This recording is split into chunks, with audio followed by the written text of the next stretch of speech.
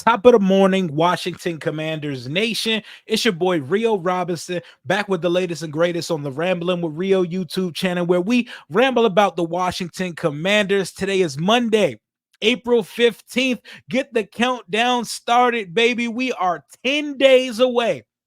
I repeat, 10 days away from the 2024 NFL draft, a draft that starts at the number 2 pick, because we all know what's going down at the number 1 pick.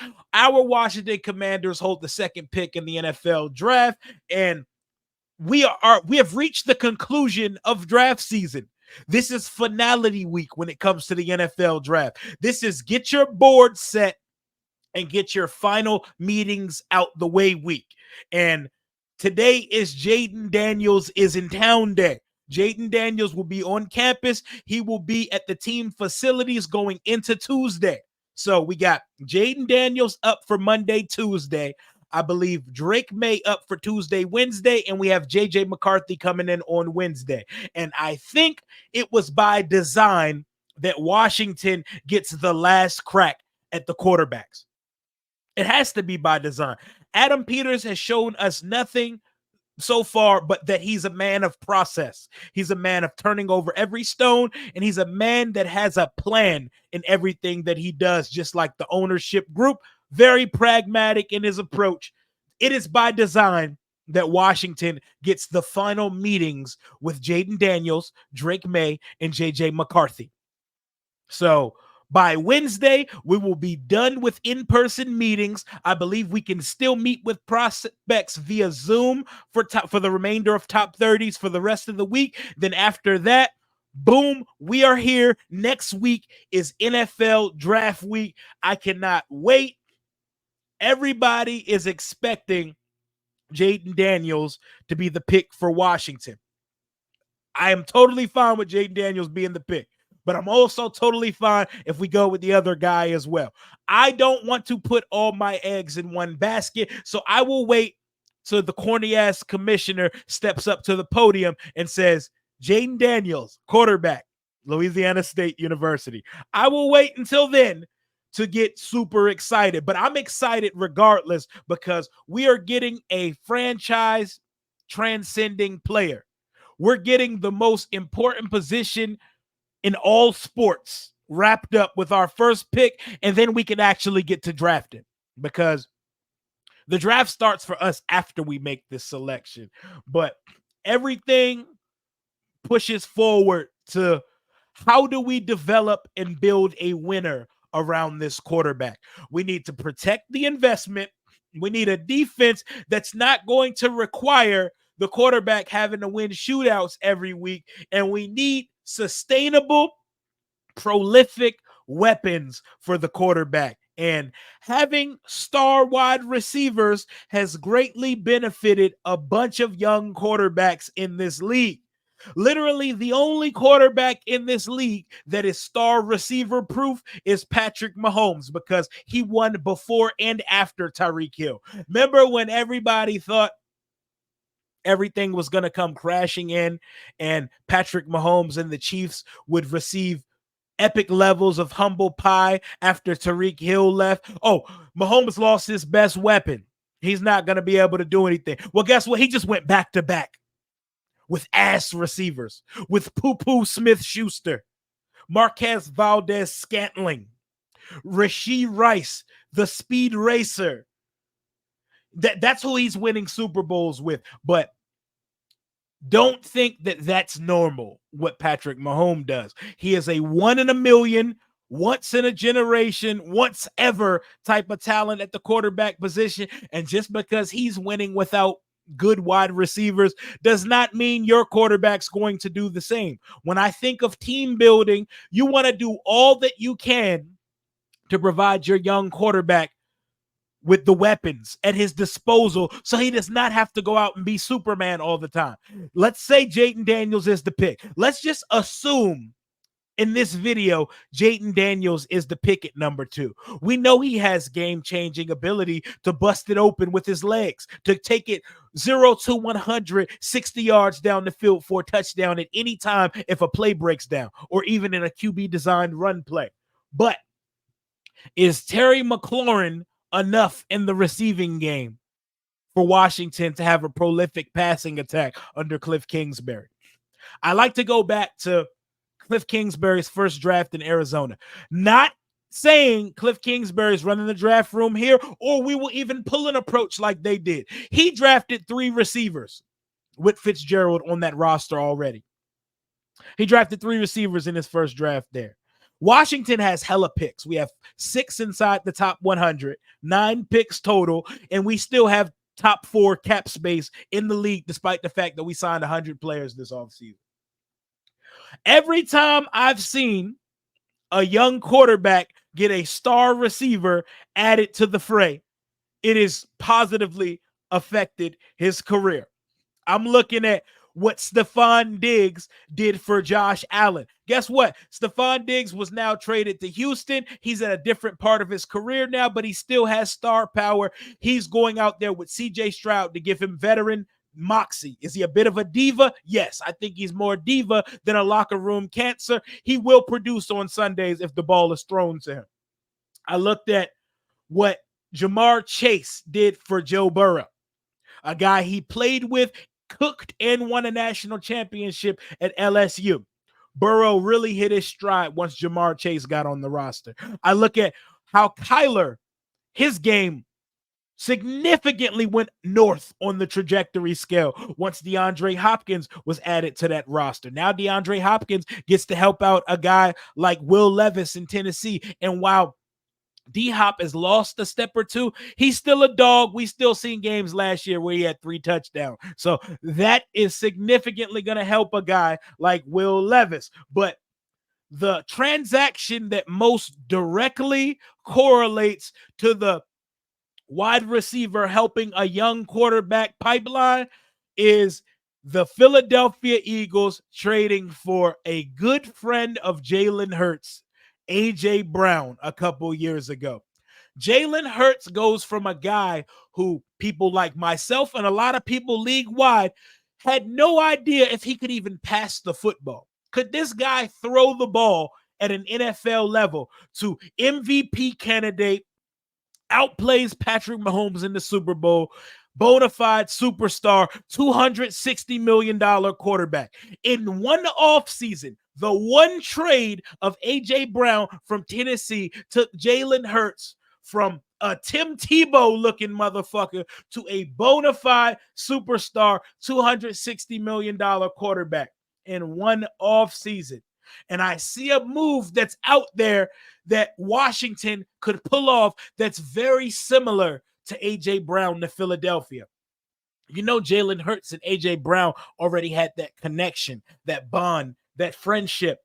If we draft Jayden Daniels at number 2, there's a wide receiver who's currently disgruntled in his position for the team that he plays for.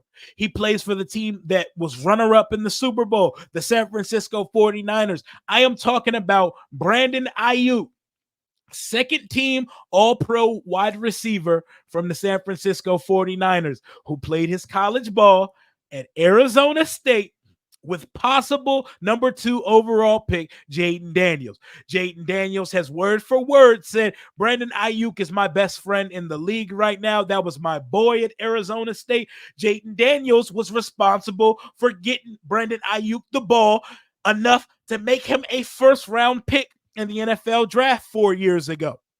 We're talking about a guy who's never seen under 50 catches in a season, a guy averaging over 15 yards a catch for the majority of his career so far, coming off a season with 75 catches, just under 1,400 yards, averaging 18 yards a catch and 7 touchdowns, despite the fact that he's the 4th option on the Niners. So as the 4th option, Aiyuk put up 1,400.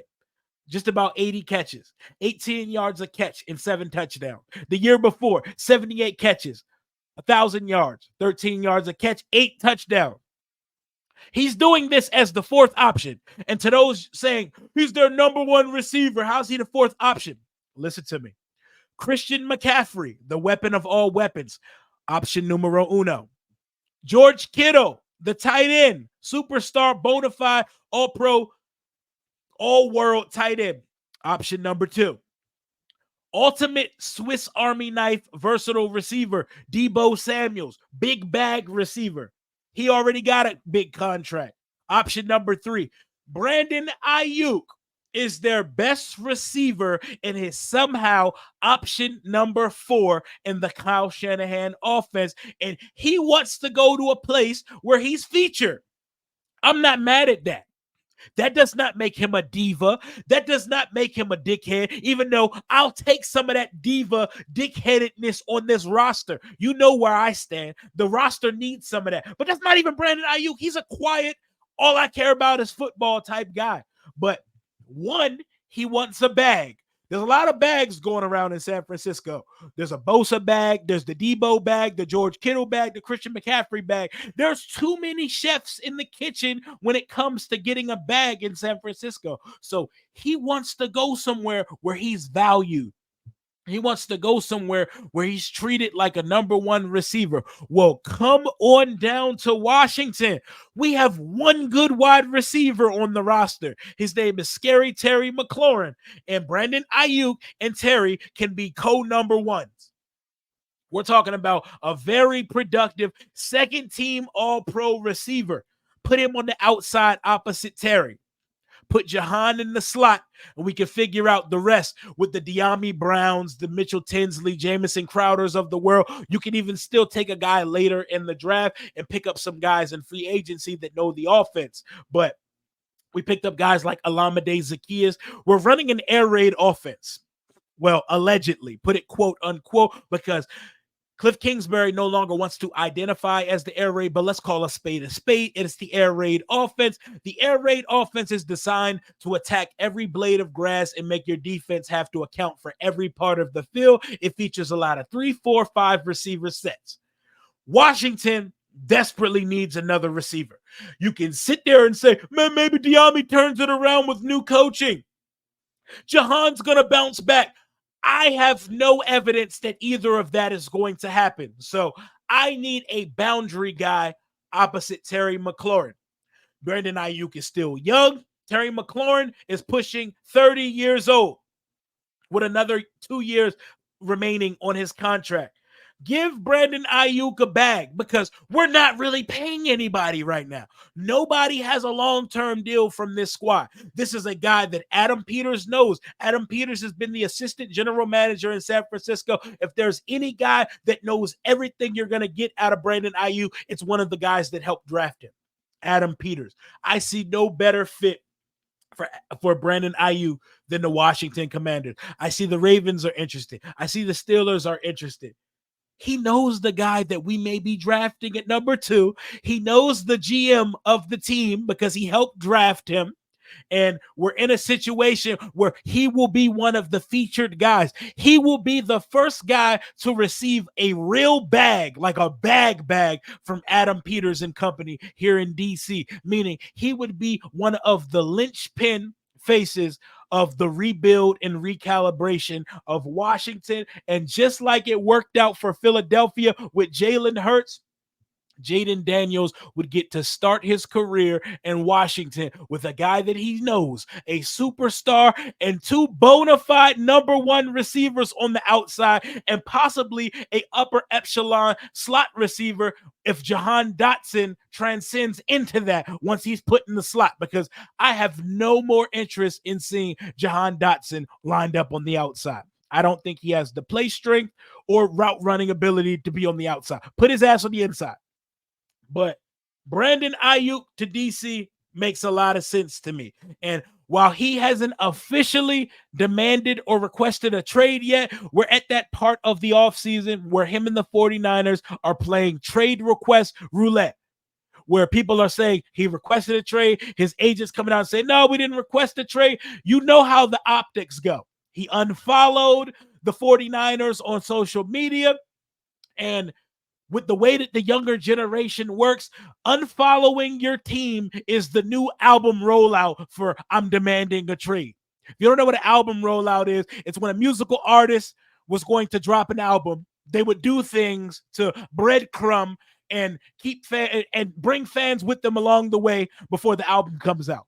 The album rollout for star athletes to request a trade is deleting all your pictures wearing the uniform and unfollowing the team you currently play for. Step one has happened. He has unfollowed the San Francisco 49ers. A ill-advised report came out that he demanded a trade over the weekend. Mike Garafolo came out and said wasn't true, but you know how these situations usually end. He has 1 year left, which is the 5th-year option year of his contract, and coming off a second-team All-Pro season, 1,400 yards, 7 touchdowns as the 4th option. I would want my bag before I step on a football team again. So I think it's a very high chance we see Brandon Aiyuk, like A.J. Brown, be traded during the 2024 NFL draft or before. And what better team to do it than our Washington Commanders? A team with draft capital for days, a team with salary cap room for days, a quarterback he's already played and established chemistry with, and a general manager that drafted him, that knows him and knows exactly what he brings to the table. Adam Peters, Jayden Daniels, Brandon Aiyuk, Terry McLaurin, Jahan Dotson. Sounds like a match made in heaven. Adam Peters, make it happen. At bare minimum, make the phone call. There's no reason why Washington is not making a phone call for Brandon Aiyuk. No reason at all. Yes, I would like to draft the guy, but the whole team can't be young. The whole team cannot be draft picks. Why not get a veteran who's still at a decent age on the roster? Brandon Aiyuk's not some old football player. Brandon Aiyuk is 26 years old. He just turned 26 years old. And he ate at Arizona State with Jayden Daniels. Even if Jayden Daniels isn't a pick, even if it's Drake May or JJ McCarthy, I'm still advocating for Brandon Aiyuk to DC. But the connection between Aiyuk and Daniels and them still being close friends to this day, that is something I'd be all over. I'd like to replicate the Hurts AJ Brown relationship twofold in DC. I want Brandon Aiyuk wearing burgundy and gold when it comes to the 2024 regular season. Let me know what you guys think about the idea of reuniting Jayden Daniels and Brandon Aiyuk in DC. That's all I got for right now. The draft starts next week. We almost made it, y'all. Hail to the Washington Commanders. Till next time, Commander Rio, out.